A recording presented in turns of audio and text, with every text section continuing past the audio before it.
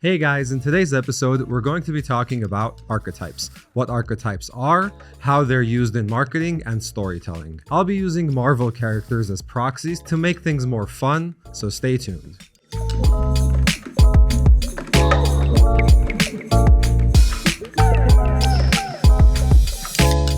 So what are archetypes? It's a character, a brand, an entity that one of their personality traits is highlighted more than the others, so they have superimposed characteristics. Archetypes come from ancient mythology. Take Zeus. Zeus is the god of the sky, the god of gods, as they say. So anywhere you go in the world, the personality trait most associated with Zeus is the ruler, or Aphrodite, the goddess of love. No matter where you go in the world, if you say Aphrodite, the association is the lover. Hades, the god of the underworld. Hades is the outlaw. Athena, the goddess of strategy. She is the sage. The entertainment industry then quickly caught on to using archetypical characters in movies and TV shows. Think of your favorite fictional character. Now think what personality trait you most associate with that character. In all likelihood, you're thinking of one of the archetypes. Having a well-rounded normal personality as the protagonist of a Netflix series would be really boring. The first time these archetypes were researched and structured for branding and marketing purposes was in 2001, when a book was authored by Margaret Mark and Carol S. Pearson called The Hero and the Outlaw: Building Extraordinary Brands Through the Power of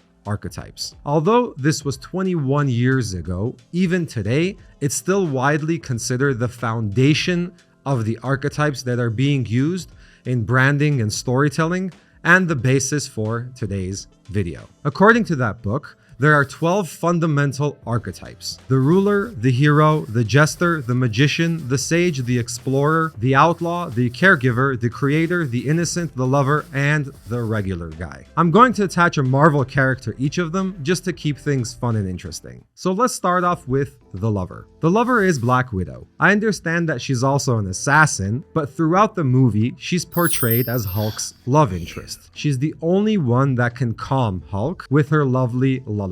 Throughout the Marvel universe, there's an underlying tone of her affection and her passion for what she does. Other examples of lover brands are Victoria's Secret, Revlon, Tinder, Chanel, etc. All of these brands use the lover archetype to sell their products. The lover is a good fit for a brand whose function fosters beauty, communication, or closeness between people, or is associated with sexuality or romance. A brand that enables finding friendship or love. The pricing strategy should be moderate to high. Moving on to the innocent. The innocent is Spider-Man. Spider-Man is the ultimate innocent Avenger. He almost gets dragged into the Avengers, and his main purpose is that he just wants to help. He just wants to participate. He's almost naive. Other innocent brands include Disney, Coca-Cola, Tom Hanks, and Jennifer Aniston. The innocent archetype provides a good identity for a brand that provides a simple solution to a very clear problem. If you're associated with goodness, morality, simplicity, nostalgia, childhood, if you have functions associated with cleanliness, health, prices are usually moderate to low to make sure that you're competitive, and your company has to have a very straight arrow core value system. The sage, or the wise man. The ultimate sage in the Marvel universe is Doctor Strange. Doctor Strange is a know-it-all.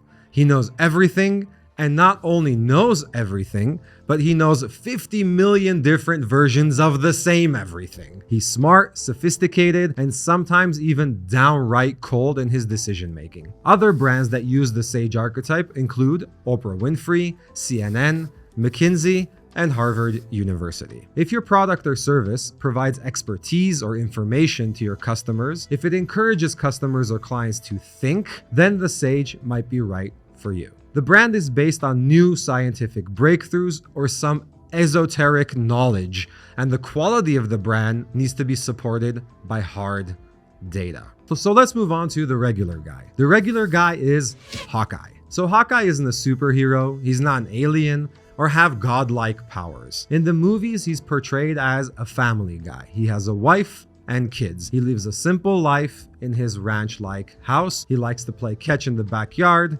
etc. It almost feels like he's so down to earth and grounded that you could grab a beer with him. Other everyday guy brands include Budweiser, Wrangler jeans, MasterCard, and of course, Chevy. If you're a brand whose use helps people belong or feel that they belong, whose function is something that's used commonly every day and is moderate to low priced, then the everyday archetype might be good for you. By the people, for the people. The next archetype is the Jester. Star-Lord is the Jester. I really can't say the name Star-Lord without having a smile on my face. From the very first moment, we see him hilariously dancing with his Walkman in his ears, and you can't help but to laugh. He's also constantly cracking jokes at himself, which solidifies his position as the Jester of the group. Other Jester brands include Snickers, Mini Cooper, Old Spice, and of course, the great Jim Carrey. The Jester is good for brands whose function helps people have a good time. It's produced and or sold by a company that has a fun-loving, freewheeling organizational culture. It's a brand that wants to be differentiated from the self-important, overconfident, and more established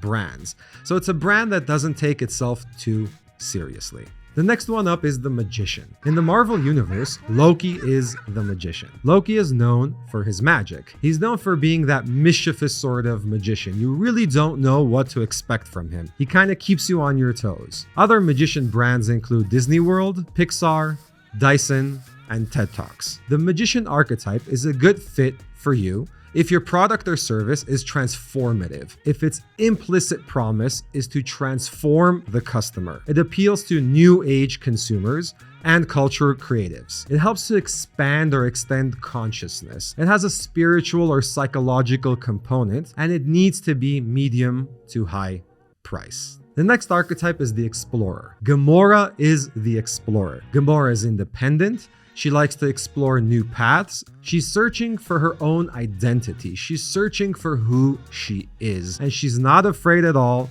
to trailblaze her own path away from her father, Thanos. Other Explorer brands include Starbucks, Marlboro, Amazon, and Jeep.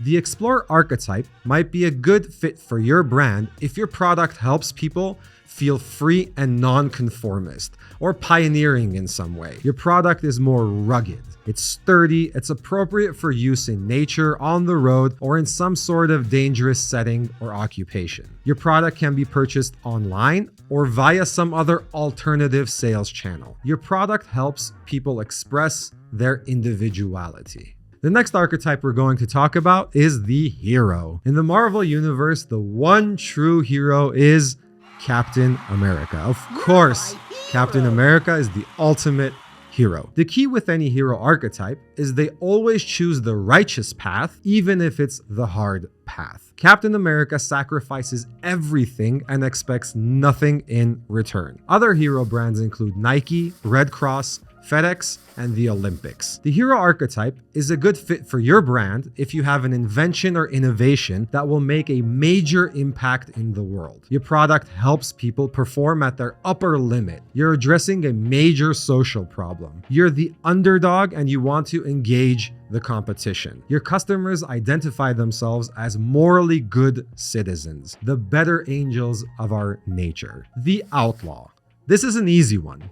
Thanos is the ultimate outlaw. He is the ultimate villain in any movie franchise. I mean, he wants to wipe out half of the population of the galaxy. What more do I need to say? Other outlaw brands include Harley-Davidson, Jack Nicholson, Virgin, and MTV. So the outlaw might be a good fit for your brand if your customers and employees are feeling very disaffiliated with society, or identifying with values that are at odds with what is norm in society. There's some rebelliousness within your customer base. The function of your product is to destroy something like a bulldozer or a zombie killing video game. Your product helps retain values that are threatened by prevailing ones or pioneers of new and revolutionary attitudes. The pricing strategy should be moderate to low. The caregiver. In Marvel, Vision is the caregiver. Vision has one prerogative in his life, and that is to protect. First of all, his girlfriend, but more importantly, he wants to protect people. He actually leaves the Avengers at one point for the sole purpose of putting distance between himself and the others for their own protection. Other caregiver brands also include Volvo, AT&T, GE, and Pampers. The caregiver is a promising brand identity for you. If you provide support to families, you're associated with some sort of nurturance, you're in the healthcare industry or the education industry. A lot of politicians will also use the caregiver archetype, especially through election cycles. And of course, a lot of nonprofit and charity organizations are using caregiver branding. The next one is the creator.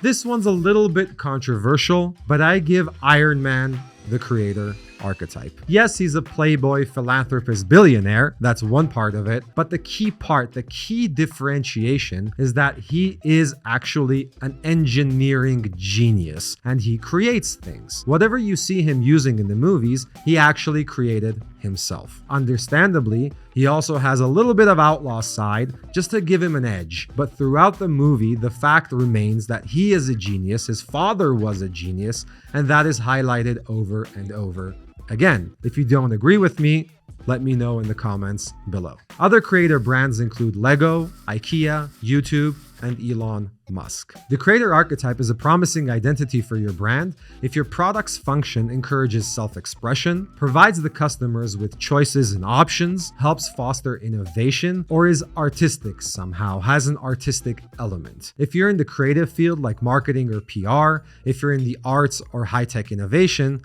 then the creator is a good fit for you. Last but not least, the ruler. In the Marvel universe, Thor is the ultimate ruler. The first time Thor left an impression on me was when he was sitting in a cafe with Natalie Portman drinking coffee. From his face, you can really see he's enjoying the cup of coffee. He finishes the cup, he smashes the cup on the floor, and he says, "I like this beverage."